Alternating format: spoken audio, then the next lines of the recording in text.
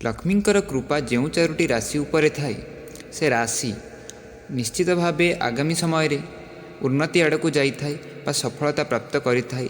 जेकोसी कार्य यह राशि व्यक्तिशेष मैंने हाथ दियंती निश्चित भावे से कार्य सफलता आड़ को गति करें। दर्शक बंधु आज भिडियो आम जाना जे 21 मार्च बड़ गुरुवार दिन केउं चारोटी राशि धनवान होगापाई जाउछंती। विशेषकर जदि सेमानंकर आर्थिक असुविधा थिला बा सेमानंकर पैसा केउठी अटकी जाइथिला जाकु सेमाने सेथिपाई अत्यंत चिंतार सदाबेले रहुथिले, तेबे दर्शक बंधु आज भिडियो रे सेपरि चारिटी राशि कहिबी। जदि से राशि मध्यरु आपणकर राशि रहुछि तेबे आपण निजको भाग्यवान मन करंतु। कौनसी अजଣା स्रोतरु आपणको धन प्राप्ति होगापाई जाउछि। वर्तमान समय रे यही चारोटी राशि निजर वास्तुदोष को संपूर्ण भाव दूर कर देइछंती, जहाँफल से गृह रे धनर आगमन होगापाई लागिबो बा निज जीवन रे जदि सेमाने एपरि कौनसी कार्य कार्यरत थिले जेउठारु सेमानंकु धन आसीबार पंथा कमी जाइथिला एवं सेमाने निज मन अनुसार लाभ पाई पारु नथिले, तेबे आजिर एही भिडियोटी को आपण माने शेष पर्यंत देखंतु। कारण आजिर एही भिडियो रे आपण सेही चारोटी भाग्यवान राशि विषय रे जानिबे जो माने कि खूब कम दिन मध्य निज आर्थिक स्थिति को संपूर्ण भाव में ठीक करदेवाई जाउछंती। जदि आपणकर किछि असुविधा थिला तेबे माँ लक्ष्मींकर कृपा आपणक साथी अच्छी। एही चारोटी राशि व्यक्ति जदि आपणकर परिवार रे अच्छी तेबे आपण मानिकी चलतु जे आपणकर दुख अल्प दिन मध्य दूर होइजिबो। तेबे दर्शक बंधु आपण तले कमेंट बॉक्स रे श्रद्धार सहकारे जय माँ लक्ष्मी कमेंट करी रखंतु। तेबे आसंतु जानि रखिबा जे प्रथम राशिटी कौन। दर्शक बंधु प्रथम राशिटी हेउछि 12टी राशि मध्यरु प्रथम राशि मेष राशि। मेष राशि व्यक्तिशेष माने अत्यंत शांत स्वभावर होइथांती एवं सेमाने जहाँ भी किछि निज बुद्धिरु करिथांती अनेक थर सेमाने सफलता प्राप्त करिथांती।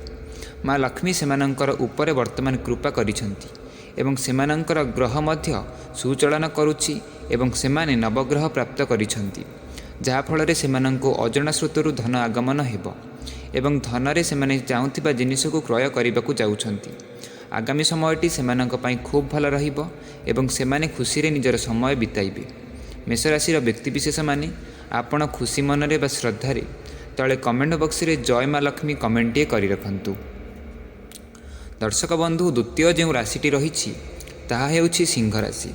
सिंह राशि व्यक्तिशेष माने मध्य आगामी समयटी आपण मानकर खूब भल रहिबापाई जाउछि। आपणकर होई पारु नथिबा कार्य निश्चित भाव में सफलतार परिणत हेब। जदि आपण काहाकू अर्थ देइथिले जहाँ आपण फेरी पाउ नथिले, आपणकर पैसा अटकी जाइथिला, जदि आपण पार्टी पॉलिटिक्स रे जोग देइथिले मात्र सेठारु किछि सफलता पाई पारु नथिले, तेबे आपण माने मानिकी चलंतु जे सिंह राशि व्यक्ति जदि आपणकर असुविधा सहज हो नथिला एवं आपणको कौनसी कार्य सफलता पाई पारु नथिले, तेबे अल्प दिन मध्य ही से सबकिछि दूरे जिवो।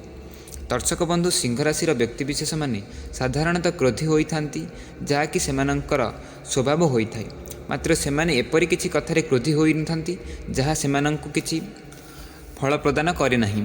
सेमाने सबुबेले भविष्यत को नहीं चिंतित होइथांती एवं निज कार्य मन देइथांती, जहाँ फल सेमाने सफलता तो पाइथांती, मात्र अनेक समय सेमाने निज क्रोध जोग विफलतार शिकार मध्य होइथांती।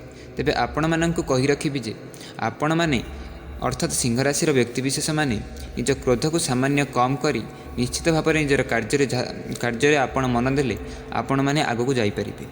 दर्शक बंधु तृतीय जो राशिटी रही ताहा हेउछि बिछा राशि। बिछा राशि व्यक्तिशेष माने मध्य पूर्व राशि परि आगामी समय निश्चित भाव लाभ पाइबापी जाउछंती। बृहस्पति ग्रह जे कि लक्ष्मींकर प्रतीक, आपण माने ताको आपणक घरे पूजा करंतु बा बृहस्पति ग्रह को आपण बृहस्पति ग्रहर नाम रे आपण माँ लक्ष्मी को पूजा करंतु। निश्चित भाव में माँ लक्ष्मी आपणकर सबु दुख दुर्दशा को दूर कर देइछंती। आपणकर ठाकुर घरे आपण एक कौड़ीटी को रखंतु। यदि ताहा पूर्वरु अछि तेबे आपणको किछि करिबार आवश्यकता नाही। आपणको केवल किछि बही जाउथिबा जल रे फूल को भसाई देबार अछि, जहाँ आपण माँ लक्ष्मींकर मुंडरे चढ़ाइथिले। निश्चित भाव गुरुवारटारे आई आपण एही कार्यटी को करि देखंतु। निश्चित भाव कुंभ राशि व्यक्तिशेष माने आगामी समय सफलता पाई परिबे। नंबर 4 रे जो राशि रहुछि ताहा हेउछि कुंभ राशि। ଚତୁର୍ଥ ରାଶି କୁମ୍ଭ ରାଶି ମଧ୍ୟ ଆଗାମୀ ସମୟରେ ମା ଲକ୍ଷ୍ମୀଙ୍କର କରୁଣା ପ୍ରଭାବରେ ନିଶ୍ଚିତ ଭାବରେ ସଫଳତାର ଆପଣଙ୍କୁ ଆଗମନ କରିବ। ଯଦି ଆପଣ ଛାତ୍ର ଅଛନ୍ତି କିମ୍ବା କୌଣସି ବ୍ୟବସାୟରେ ଅଛନ୍ତି, ଏପରି କିଛି ସଂସ୍ଥାରେ ଅଛନ୍ତି ଯାହା ଆପଣଙ୍କୁ ଫଳପ୍ରଦ ବା ଆପଣ ଚାହୁଁଥିବା ଫଳ ଆପଣଙ୍କୁ ପ୍ରଦାନ କରିପାରୁନଥିଲା, ଆପଣ ଚିନ୍ତାରେ ଥିଲେ, ଆପଣ କୌଣସି କାର୍ଯ୍ୟରେ ମନ ଲାଗୁନଥିଲା, ଶାରୀରିକ ଅକ୍ଷମତା ଆପଣଙ୍କର ବୃଦ୍ଧି ପାଉଥିଲା, ତେବେ ମା ଲକ୍ଷ୍ମୀଙ୍କର କରୁଣା ଆପଣଙ୍କ ସହିତ ରହିଥିବା ଯୋଗୁଁ ଆପଣଙ୍କର ସବୁ ଦୁଃଖ ଦୁର୍ଦ୍ଦଶା ଦୂରେଇ ଯିବ। ଆପଣଙ୍କ ମନରେ ଆପଣ ଶାନ୍ତି ଆଣନ୍ତୁ। ଆପଣ ପ୍ରତିଦିନ ସକାଳେ ନିଜକୁ ଶାନ୍ତ ରଖନ୍ତୁ ଏବଂ ଭଗବାନଙ୍କୁ ମନରେ ସ୍ମରଣ କଲେ ଆପଣଙ୍କର ସବୁ ଚିନ୍ତା ଦୂର ହୋଇଯିବ। ଆଜିର ଏହି ଭିଡ଼ିଓରେ ଆମେ ଏହି 4ଟି ରାଶି ବିଷୟରେ ଜାଣିଲେ। ଯଦି ଆପଣଙ୍କର ରାଶି ଏହା ମଧ୍ୟରେ ରହୁନାହିଁ, ତେବେ ବି ମା ଲକ୍ଷ୍ମୀ ଆପଣଙ୍କର ଉପରେ ସଦାସର୍ବଦା ନଜର ରଖିଛନ୍ତି। ଆପଣଙ୍କର କାର୍ଯ୍ୟରେ ଆପଣ ଯଦି ସଫଳତା ପାଉନଥାନ୍ତି, ଆଗାମୀ ସମୟରେ ଆପଣ ନିଶ୍ଚିତ ଭାବେ ତାହା ପାଇପାରିବେ।